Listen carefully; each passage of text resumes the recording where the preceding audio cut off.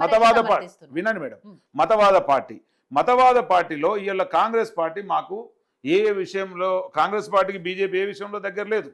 మాకు మిత్రపక్షం కాదు, ఇంకో పక్షం కాదు. సో వీళ్ళు మాకు కొన్ని విషయాలలో నిలబడడానికి మాకు ఆపద్ధర్మంగా ఉంటారు కాబట్టి ఖచ్చితంగా వాళ్ళను మేము అంశాల వారీగా మద్దతు ఇస్తామని చెప్పి మా అధ్యక్షుల వారు ఆల్రెడీ డిక్లేర్ చేసిండ్రు. సో వాళ్ళు ఆత్మ ప్రబోధానుసారంగా ఓటు వేస్తారా వెయ్యరా, వాళ్ళే గెలిచి వస్తారా అనేది ఓటింగ్ అయ్యే వరకు మనం ఏం చెప్పలేం. ఓటర్ దగ్గరికి వెళ్ళిన వాళ్ళు బీజేపీ వాళ్ళు కూడా నిజంగా వాళ్ళకు ఆత్మ ప్రబోధం ఉండి బీజేపీ మీద కోపం ఉంటే మేము కూడా ఓటేయచ్చు, అది వాళ్ళ ఇష్టం. కనుక మనం ఓటును హక్కును ఎవరే కానీ, ఇప్పుడు మనం గుర్రాన్ని నీళ్ళ దాకా తీసుకోగలుగుతాం తప్ప తాగేది గుర్రమే, అంతే తప్ప నీళ్ళు వచ్చి గుర్రం నోట్లో పడవు, అది జరగదు. మేమేమంటున్నాం అంటే ఇంకనైనా బీజేపీ దయచేసి నేను మళ్ళీ చెప్తున్నా, ప్రజాస్వామ్యాన్ని పరిరక్షించుకుందాం, బతకనిద్దాం. ప్రజాస్వామ్యములో ఇప్పుడు మేడం ఎన్నో రాష్ట్రాలలో మీరు గమనిస్తే అన్నట్టు గోవా గురించి ఒక మాట చెప్పారు. గోవానే కాదు, ఎన్ని రాష్ట్రాలు తీసుకున్నా కానీ బీజేపీకి ఉన్నటువంటి చాలా చెడ్డ బుద్ధి ఏంటంటే పెట్టని గుడ్లను ఒదిగే కోడి లాంటిది. అది ఆ గుడ్డు తనవి కావు, కానీ పొదిగి పిల్లలని చేసుకోవాలనుకుంటుంది. ఇవాళ జరిగినటువంటి భారతదేశ రాష్ట్రంలో లేదా భారతదేశంలో అనేక రాష్ట్రాలలో అదే జరుగుతూ ఉన్నది. మేము ఎందుకంటే మేడం, నేను కూడా బీజేపీలోనే 18 ఏళ్ళు పనిచేసి వచ్చిన, అంటే అతి దగ్గరగా చూసినాం. మేమేమంటున్నాం అంటే, అన్న అంటున్నాడు ఇట్లా అట్లా అని, అన్న నా పేరు లక్ష్మీకాంత్, మేమేమంటున్నాము భారతదేశంలో లౌకికవాదాన్ని గౌరవిద్దాం. ఇవాళ ఎంఐఎం పార్టీ ఉంది మేడం, మజ్లిస్ పార్టీ ఉంది. మజ్లిస్ పార్టీకి భారతదేశ ఎన్నికల సంఘం వాళ్ళకు అంటే ఎలాంటి రాజ్యాంగం కల్పించలేదా, హక్కులు కల్పించలేదా? వాళ్ళు ఎందుకు భారతదేశ పౌరులు కాదు? వాళ్ళు ఒక పార్టీ పెట్టుకున్నారు, వాళ్ళు మతం ఉంది కాబట్టి మీలాంటి పార్టీలు బెదిరించినప్పుడు వాళ్ళు ఒక ఐక్యంగా ఉంటున్నారు. నిజంగా ఈ మజ్లిస్ పార్టీతో ఎన్నడన్నా సౌఖ్యంగా కలిసి, లేకపోతే ఇంకా మైనార్టీలతో ఎన్నడన్నా బీజేపీ ముందుకు పోయే అవకాశం ఉందా? ఎక్కడ లేదు, ఎక్కడ జరగలేదు కూడా. పొద్దాగా కూడా ఇవాళ శవాలు తీస్తాము, ఇవాళ శివాలు తీస్తాము, లింగాలు తీస్తాము, ఇవే ఉన్నాయి తప్ప, అరే మనం మనుషులం రబై, మనుషులుగా ప్రేమించండి అంటే మీరు మనుషులు పక్కకు పెట్టి జంతువులు ప్రేమిస్తున్నారు. మా బాధ అంతా ఏంటంటే మనిషిని మనిషిలాగా ప్రేమించినప్పుడు మతం అడ్డు రాదు, కులం అడ్డు రాదు, ఏది అడ్డు రాదు. ఇవాళ అన్నకు నేను ఒకటి క్వశ్చన్ అడుగుతా మేడం, మా గిరిజన సోదరుడు, నేను ఆ పేపర్ కటింగ్ కూడా అన్నకు పంపిస్తా తర్వాత. మొన్న శ్రీరామనవమి రోజు గుడికి పోతే గుళ్ళకు రానియలేదు. ఇంకెవరండి మాట్లాడేది హిందుత్వంలో మేము ఐక్యంగా అందరూ శ్రీరామనాలని చెప్పి?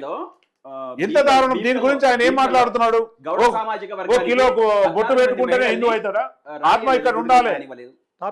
ఎన్ని టాపిక్ ఎందుకు మరి ఉన్నది మాట్లాడితే టాపిక్ అంటారు. కేసులు వేశారు మేడం. ఇట్లాంటి దాపురికమైనటువంటి ఎందుకు జరుగుతుంది? ఒక్క నెట్టుకుంటే సరిపోతారా? ఎత్తుకుంటే గుళ్ళకి ఎందుకు రానిస్తలేదు? గుళ్ళకి రానిలేదు అన్న దానికి చెప్తాను నేను. గుళ్ళకి రానివ్వాలి. మీ బీజేపీ పెద్దలకు చెప్పండి, బీజేపీ మతవాదులకు. లేకపోతే ఇప్పుడు మీరు మాట్లాడకూడదు, నువ్వు కూడా సాయిబాబా ఉంగరం పెట్టుకున్నాను అని అంటాను, మాట్లాడచ్చు కదా దాని మీద. ఏది మాట్లాడుతున్నాము? ఏం మాట్లాడు? ఇప్పుడు నేను మాట్లాడేది ఆవేదనే కదా. ఎందుకు రానిస్తలేదు? దళితులకు ఏ కుల ప్రవేశం కల్పిస్తున్నారు? ఏ అసెంబ్లీ సార్? ఏ అసెంబ్లీ? అన్ని అసెంబ్లీ. ఇప్పుడు అక్కడ ఎమ్మెల్యే ఎవరు? అంటే ఎమ్మెల్యే ఎవరు జరిగిన మేడం 100% వీళ్ళే చేస్తున్నారు. బీజేపీ వాదులే. నేను మీకు ఆ పేపర్ కటింగ్ చేస్తా. బీజేపీ మీద కూడా ఇప్పుడు ఇంతెందుకు మేడం గారు, మా రాష్ట్రపతి గారిని కూడా ప్రధానమంత్రి సాక్షాత్తు ఆయన పూజలు చేసేదాకా ఆమెనే పోనిస్తలేడు. ఈ రాష్ట్రపతులకే లేని ఇది ఇంకా ఏముంటది? ఈ బీజేపీ ఉంటే ప్రజలు సర్వనాశనం అవుతారు. మతతత్వాలను పోషించొద్దు, లౌకికవాదులుగా ఉండాలనేది కాంగ్రెస్ వాదన. కాంగ్రెస్ ఎప్పుడు కూడా లౌకికవాద పార్టీ. దీనికి ఏ ముద్ర వేసుకున్నా కానీ భారతదేశంలో ప్రజలందరూ సౌఖ్యంగా ఉండాలని కోరుకునే ఏకైక పార్టీ బీజేపీ పార్టీ. ఒక రకంగా మేడం ఈ సమయంలో నేను కేసీఆర్ గారిని కూడా మనస్పూర్వకంగా, పార్టీ పరంగా కాకుండా హృదయపూర్వకంగా అభినందిస్తుంటా. ఆయన కూడా లౌకికవాది, లౌకికవాదం వైపు ఖచ్చితంగా ముందుకు వస్తాడు. కాబట్టి బీఆర్ఎస్ లాంటి అధినేతలు కేసీఆర్ గారిని పక్కన పెడితే ఖచ్చితంగా కేసీఆర్ గారికి మంచి అవగాహన ఉంటుంది. అన్ని పార్టీలను కలుపుకొని పోదాం. ఆయన అంతా అదైపోతే కూడా ఎక్కడ పోయినా ఒక దట్టి కట్టుకొని ముస్లింలతో కావచ్చు, లేకపోతే గుళ్ళాలకు పోవడం, అవన్నీ కూడా చాలా చేశాడు ఆయన. అట్లా ఉండాలని కోరుకోండి. మీరు బీజేపీ కూడా అట్లా ఉండండి, ఎవరికి వ్యతిరేకం కాదు. మీరు ఉన్న పార్టీలన్నీ వ్యతిరేకం చేసుకొని మాకు ఇప్పుడు సపోర్ట్ ఇవ్వండి అని చెప్పి జబ్బలు తెలుసుకుంటే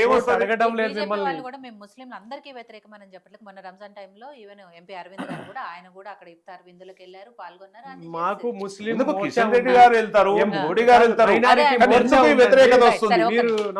మేము రంజాన్ కి కూడా కిట్లు ఇవ్వడం జరిగింది. కిషన్ రెడ్డి గారు మాట్లాడుతూ ఎంఐఎం గురించి వచ్చినప్పుడు, ఎంఐఎం అనేది ప్రస్తుతానికి ఓల్డ్ సిటీకి మాత్రమే పరిమితమైన పార్టీ కాదు, అది తెలంగాణలో అన్ని అసెంబ్లీ అన్ని నియోజకవర్గాల్లో కూడా చాప కింద నీరులా విస్తరిస్తోంది. ఇది మంచిది కాదు, అంటే రజాకార్ల పార్టీ, రజాకార్ల పాలన మరొకసారి వచ్చే అవకాశం ఉంది అని ఆందోళన పడుతున్నారు అనే సందర్భంలో ఆయన మాట్లాడారు. కాబట్టి నిజంగా ఆ పరిస్థితులు ఉన్నాయా? మజ్లిస్ పార్టీని ఒక బూచిగా చూపిస్తుందా ఇక్కడ బీజేపీ? ఇప్పుడు అటువంటి ప్రమాదకరమైనటువంటి పరిస్థితులు ఉంటే నరేంద్ర మోడీ గారిని దాన్ని బ్యాన్ చేయమనండి. Yes. నక్సలైట్ పార్టీలను బ్యాన్ చేశారు కదా, ఉమ్, దాన్ని బ్యాన్ చేయమనండి. ఒట్టి కబుర్లు ఎందుకు, విద్వేషాన్ని రెచ్చగొట్టడం ఎందుకు? నరేంద్ర మోడీ గారి చేతిలో అనేక అధికారాలు ఉన్నాయి, అనేక రాజ్యాంగ సవరణలు చేశారు. మజ్లిస్ మతతత్వ పార్టీలకి రాజ్యాంగంలో హక్కు లేదని చెప్పేసి తీర్మానం పెట్టి బ్యాన్ చేయమనండి. ఫస్ట్ ఆ అర్హత వీళ్ళకే లేదు కదా.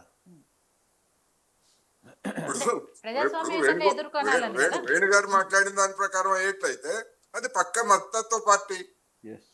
ఆయన చెప్పిన దాన్ని బట్టి ఆ విషయాలను నరేంద్ర మోడీ గారు నోట్ చెప్పమనండి. వేణుగారు ఇవాళ మాట్లాడినటువంటి మాటల్ని నరేంద్ర మోడీ గారు, లేకపోతే దానికి అధ్యక్షుడిగా ఉన్నటువంటి జేపీ నడ్డా గారు, లేదా కొత్తగా రాబోయేటువంటి అధ్యక్షుడు ఎస్ మాది హిందుత్వ, మాది ఇదే, మేము దానికి వ్యతిరేకం అని చెప్పేసి చెప్పమనండి. అఫీషియల్ గా చెప్పమనండి. అఫీషియల్ గా ఎక్కడ బీజేపీ దానిలో ఎక్కడ ఎలక్షన్ కమిషన్ చేస్తుంది, నరేంద్ర మోదీ గారు చేయరు. అది ఒకసారి ఆయన కోటేశ్వరరావు గారు మరి మీరు ఎట్లా చెప్తారు? మేము రాజకీయంగా మాట్లాడుతున్నాము, మాకు రాజకీయంగా మేము హిందువులతో పార్టీ మాట్లాడడం రద్దు తప్పనా? చేయమండి, మేము ఎందుకు రద్దు చేస్తాం? ఏం సార్ మీరు చాలా తప్పదు. నరేంద్ర మోదీ గారు మీరు ఏ ఛానల్లో పట్టినా నరేంద్ర మోదీ గారి గురించి ఫస్ట్ మొట్టమొదటి నరేంద్ర మోదీ గారి గురించి మాట్లాడతారు.